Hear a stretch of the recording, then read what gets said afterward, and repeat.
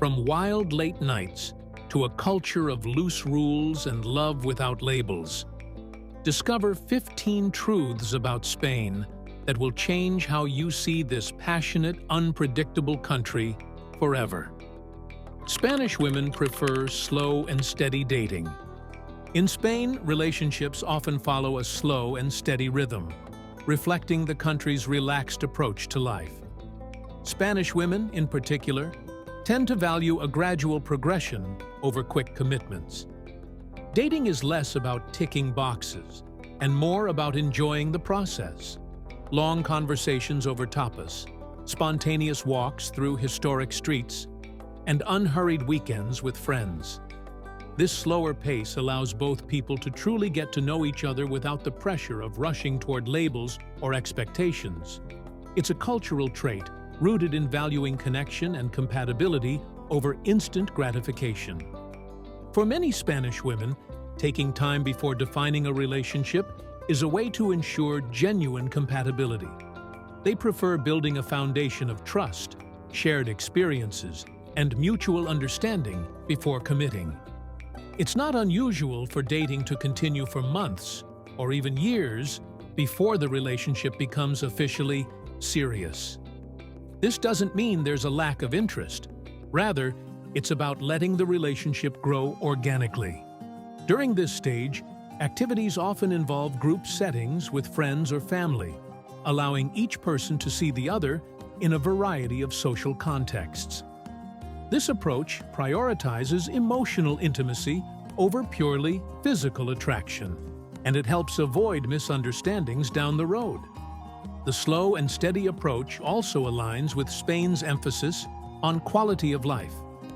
Many Spanish women want a partner who enjoys the same cultural rhythms, late dinners, long holidays, and weekend escapes, rather than someone focused solely on achieving relationship milestones.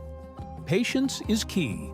Rushing is often seen as a sign of insecurity or a lack of seriousness.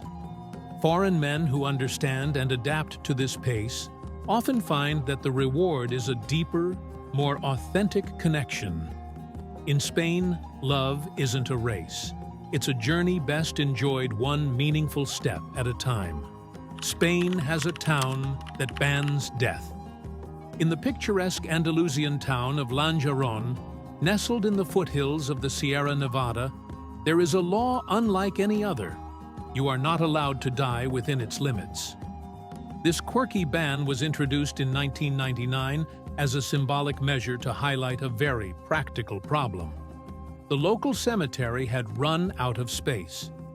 With expansion impossible due to the surrounding terrain, the mayor declared that anyone planning to die should do so elsewhere.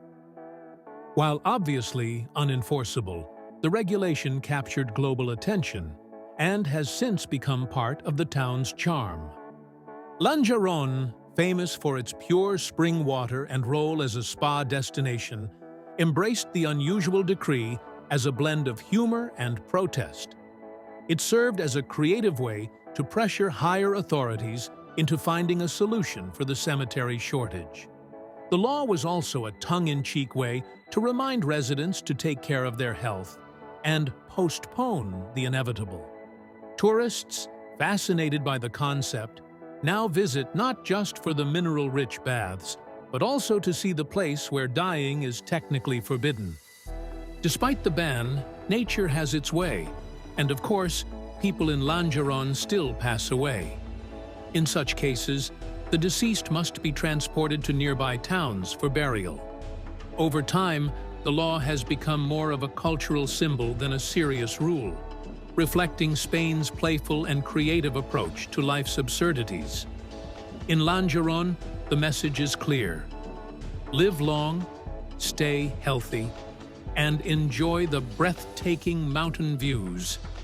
Just don't plan on dying here. A festival where people throw tomatoes by the ton. Every August, the quiet Spanish town of Buñol transforms into a chaotic sea of red during La Tomatina, the world's biggest food fight. What began in 1945 as a spontaneous scuffle between young locals has grown into an internationally famous festival where more than 100 metric tons of ripe tomatoes are hurled through the streets. Participants from all over the world arrive armed with goggles and old clothes, ready to be drenched in tomato pulp from head to toe. The rules are simple. Squash the tomatoes before throwing to avoid injuries and stop when the hour-long battle ends. The event kicks off with a unique tradition called the palo jabon, where participants attempt to climb a greased pole to reach a dangling ham. Once the ham is claimed, or after enough attempts have been made, the tomato trucks roll in, unloading their messy cargo into the crowd. For one frenzied hour, Buñol becomes a red river of flying fruit, slippery streets, and non-stop laughter. Locals protect their windows and storefronts with plastic sheets, knowing that the aftermath will take hours of hosing down. While it may seem like pure chaos, La Tomatina is a carefully organized event, requiring tickets to control the number of participants. The tomatoes used are low quality and grown specifically for the festival, ensuring no good produce goes to waste. After the battle, the citric acid in the tomato juice leaves the streets surprisingly clean. For Buñol, it's not just a food fight, it's a celebration of joy, community, and the art of not taking life too seriously. Spain is home to a church built by one man. In a small suburb of Madrid stands an awe-inspiring structure that defies logic. A massive cathedral built almost entirely by one man, Justo Gallego Martinez. With no formal architectural training, engineering background, or even official permission at the start, Justo began his project in 1961 as an act of faith and devotion to God after recovering from tuberculosis. What began as a personal vow quickly became a lifelong mission. For 6 decades, he worked tirelessly, often using recycled materials and donated supplies to bring his vision to life. The result is nothing short of extraordinary. Covering 8,000 square meters, the cathedral features soaring towers, intricate domes, sweeping arches, and even a crypt, all crafted by Justo's hands. He drew inspiration from iconic religious structures like St. Peter's Basilica and the White House, adapting designs to suit whatever resources he had on hand. Old bricks, scrap metal, and discarded glass were transformed into stunning architectural elements. Every stone, wall, and beam reflects not just craftsmanship, but also sheer persistence and faith. While the cathedral remains unfinished, it has become a beloved symbol of human determination and creativity. Visitors from around the world travel to see this testament to what one person can achieve with vision and relentless effort. Justo worked on the cathedral until his final years, passing away in 2021 at the age of 96, leaving behind a legacy that continues to inspire. Today, volunteers carry on his work, ensuring that his remarkable dream will one day be complete. The running of the bulls is just one of many animal festivals. While the running of the bulls in Pamplona may be the most famous, it is just one of many animal-based festivals celebrated across Spain. This adrenaline-fueled event, part of the San Fermin festival, sees participants sprint through narrow streets with charging bulls at their heels. But beyond the global spotlight, Spain's towns and villages host countless other traditions, some thrilling, others quirky, and many rooted in centuries-old customs that blend history, religion, and local pride. In Manganeses de la Polvorosa, there was once the controversial goat-throwing festival, where a goat was dropped from a church tower into a crowd holding a canvas, a tradition now replaced with a far gentler version. In other regions, events like Toro de la Vega in Tordesillas involved chasing a lone bull with lances, while in places like Valencia, Bull leaping showcases incredible athletic skill as participants dodge and somersault over the animals without harming them. Meanwhile, in the coastal town of Leketio, the Antsar Eguna festival challenges contestants to grab a greased goose hanging over the harbor, often ending with both man and bird plunging into the water. Though today, the goose is no longer alive. These animal festivals are more than mere spectacles. They're living pieces of Spain's cultural fabric, shaped by centuries of rural traditions, agricultural life, and communal celebrations. Whether wild, dangerous, or eccentric, each festival tells a story about the region's history and the enduring spirit of its people. The world's oldest restaurant is in Madrid. Tucked away on a narrow street in Madrid's historic center, Sobrino de Botín has been serving hungry patrons since 1725, earning a Guinness World Record as the world's oldest continuously operating restaurant. Founded by French cook Jean Botin and later inherited by his nephew, hence the name, which means Botin's nephew, the establishment has weathered wars, revolutions, and changing tastes while preserving its old-world charm.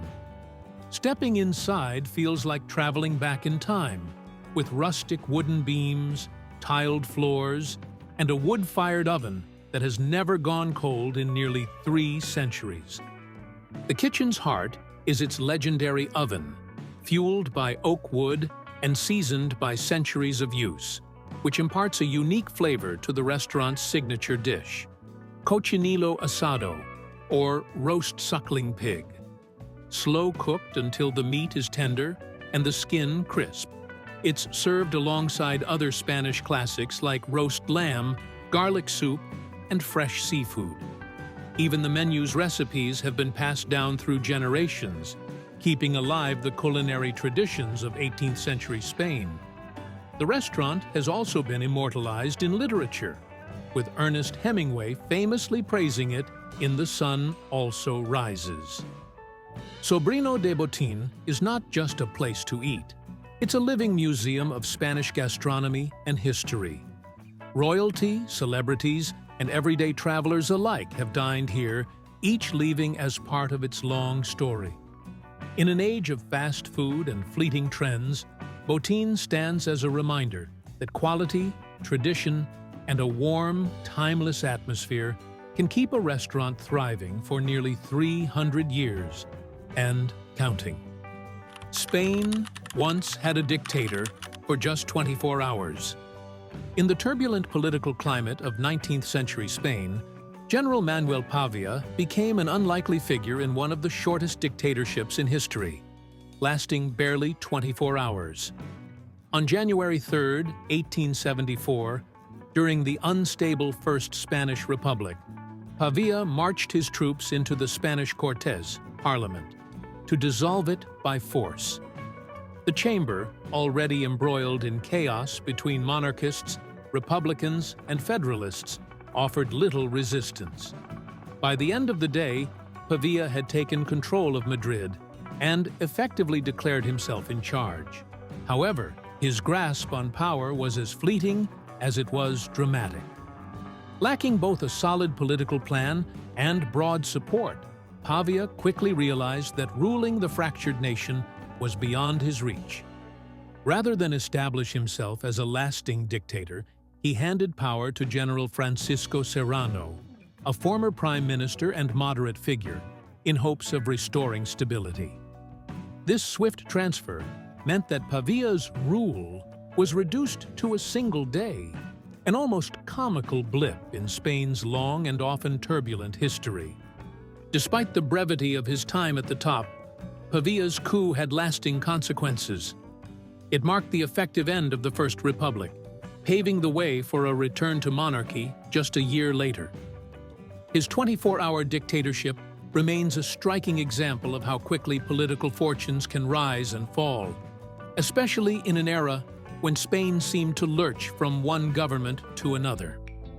There's a village where everyone has the same last name. Tucked away in the rolling hills of northern Spain, Castrillo de la Reina is a quiet village with an unusual claim to fame. Almost everyone who lives there shares the same last name, Del Rio. With a population of just a few hundred, the village has become a quirky example of how small, close-knit communities can preserve family names for centuries. In fact, the surname is so common that residents often rely on nicknames, house names, or even job titles to tell one another apart. The origin of this curious uniformity dates back hundreds of years, when most of the village's inhabitants descended from a single family or small group of families. Over generations, marriages between locals meant the name was passed down again and again.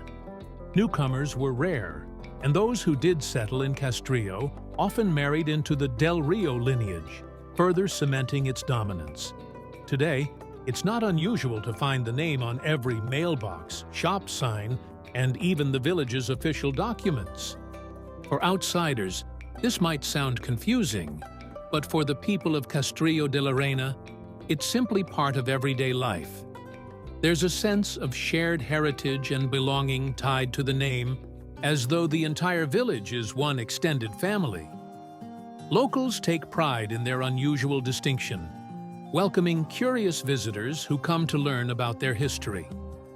In a modern world where mobility often erases such traditions, Castrillo de la Reina stands as a rare place where a name, and the community it represents, has endured for generations. The king once went elephant hunting during an economic crisis. In April 2012, Spain was in the grip of a severe economic crisis. Unemployment was soaring, austerity measures were biting hard, and many families were struggling to make ends meet. Against this backdrop, news broke that King Juan Carlos had secretly traveled to Botswana for an extravagant elephant hunting safari.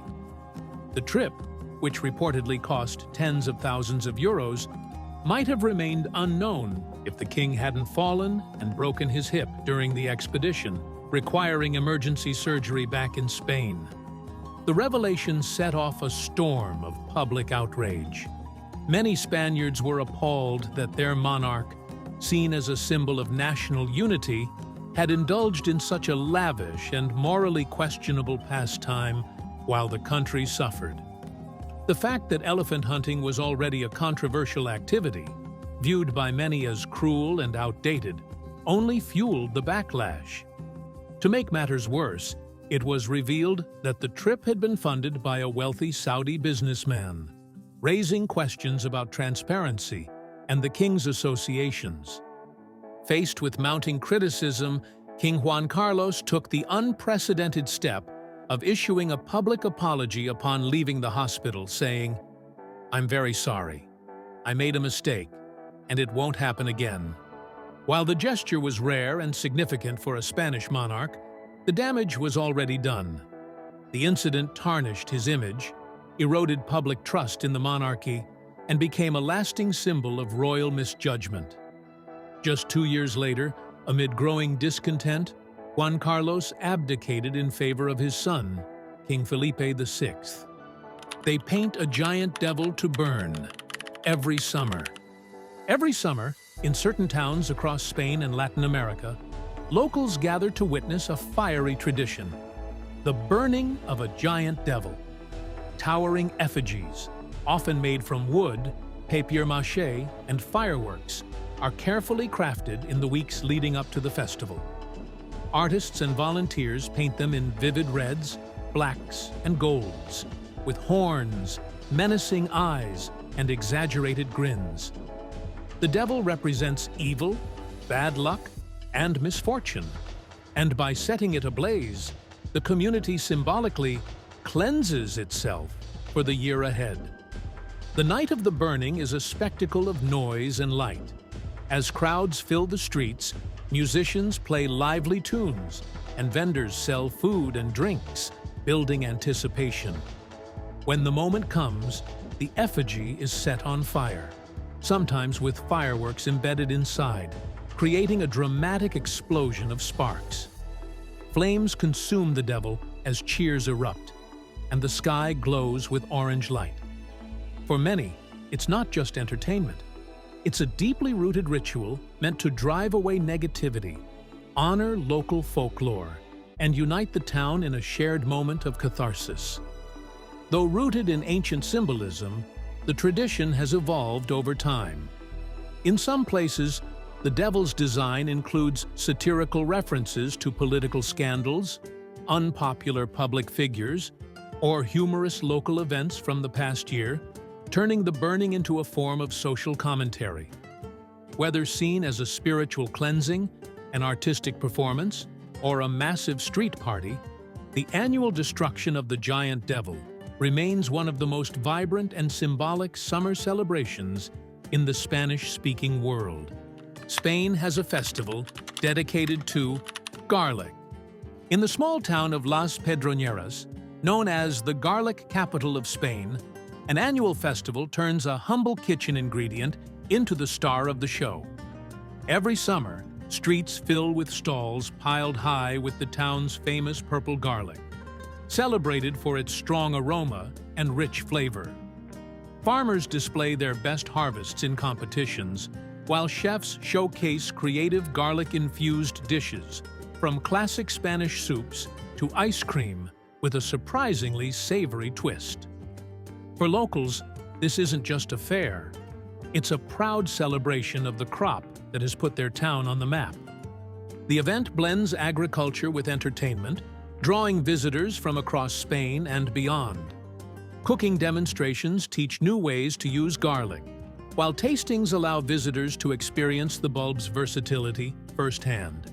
Craftspeople sell garlic braids as decorative kitchen ornaments, and musicians and dancers fill the plaza with lively performances. Garlic-themed games and workshops even give children a chance to join in the fun, making the festival as much a family outing as a gourmet experience. Beyond the festivities, the fair plays an important role in preserving traditional farming practices. Las Pedroñeras garlic is a protected product under the European Union's quality label system, and the festival helps promote both its cultural heritage and economic importance.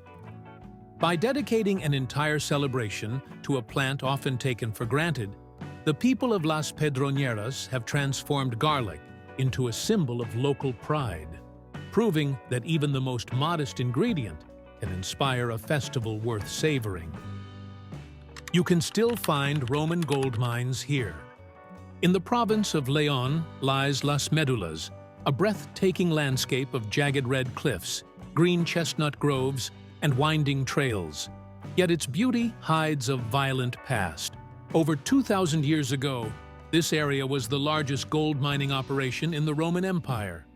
Using an ingenious technique called ruina montium, the wrecking of mountains, the Romans diverted massive quantities of water from nearby rivers into aqueducts, unleashing torrents that shattered the hills and exposed the precious metal.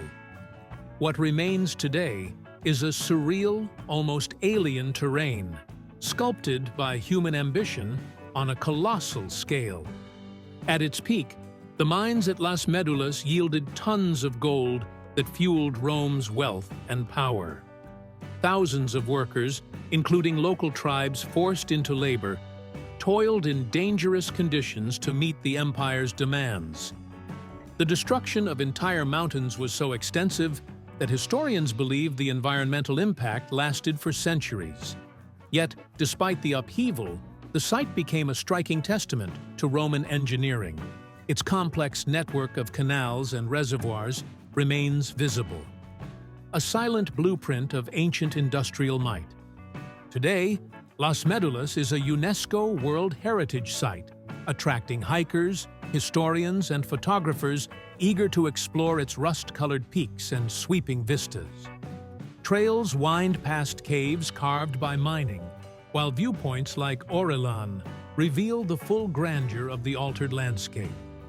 In this quiet corner of Spain, the scars of empire still tell their story, of greed, ingenuity, and the enduring traces left when humanity reshapes nature in the pursuit of treasure.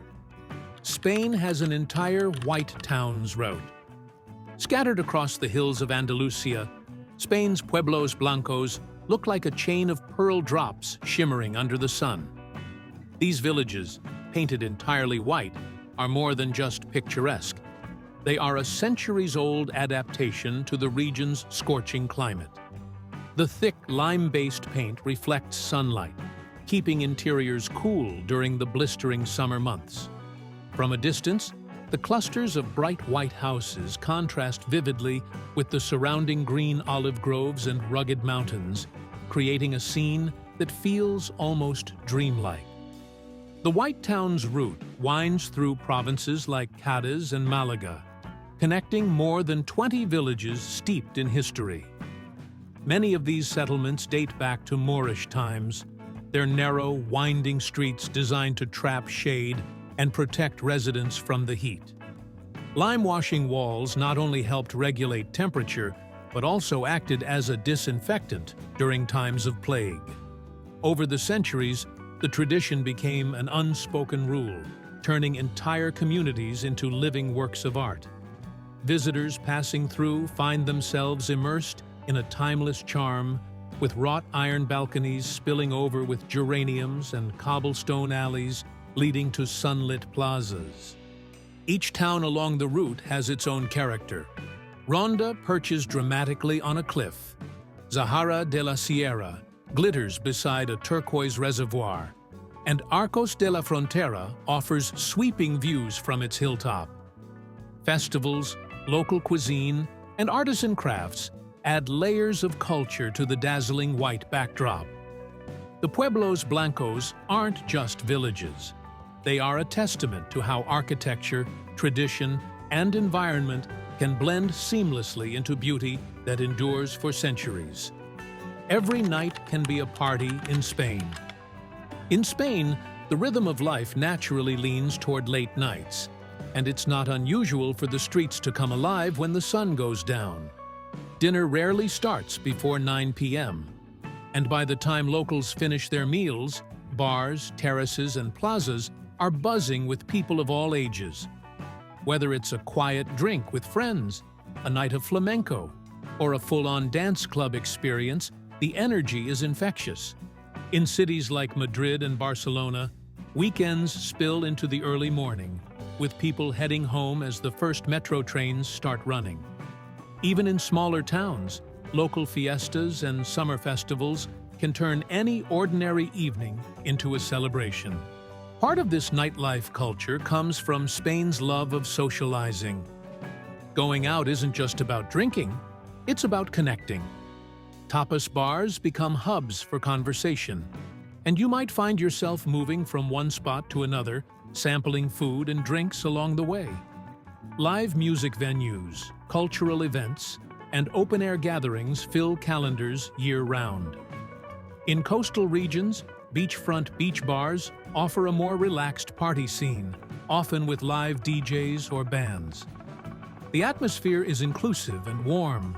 Friends introduce you to friends, and strangers can quickly become part of your group before the night is over. Even weekdays can surprise you.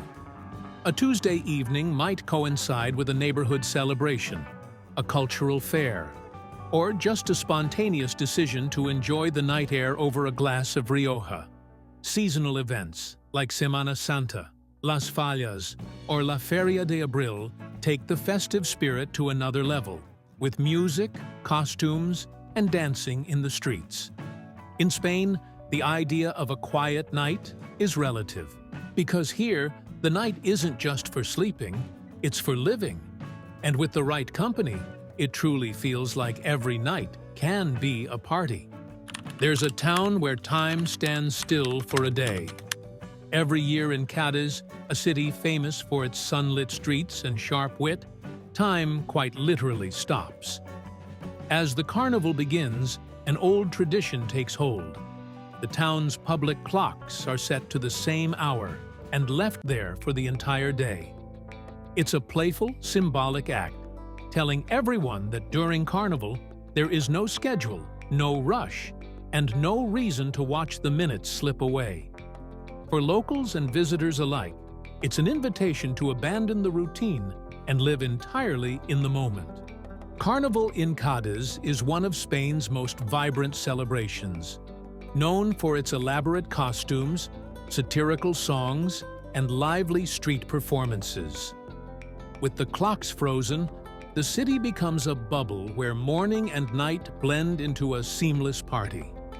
Plaza after plaza fills with the sound of chirigotas, comic musical groups whose witty lyrics poke fun at politics, celebrities, and everyday absurdities. Food stalls overflow with fried fish and churros, and the air smells faintly of salt from the nearby sea. While the stopped clocks may only be symbolic, they embody the spirit of the festival, a joyful rebellion against the relentless tick of time. In those hours that last forever, Cádiz reminds its people that life isn't meant to be measured solely in deadlines and appointments. Instead, it can be counted in laughter, music, and the shared thrill of a celebration where, for just one day, time agrees to stand still. Spain's charm is in its freedom, passion, and surprises around every corner. Like, subscribe, and join me for more unfiltered truths about the world's most fascinating places.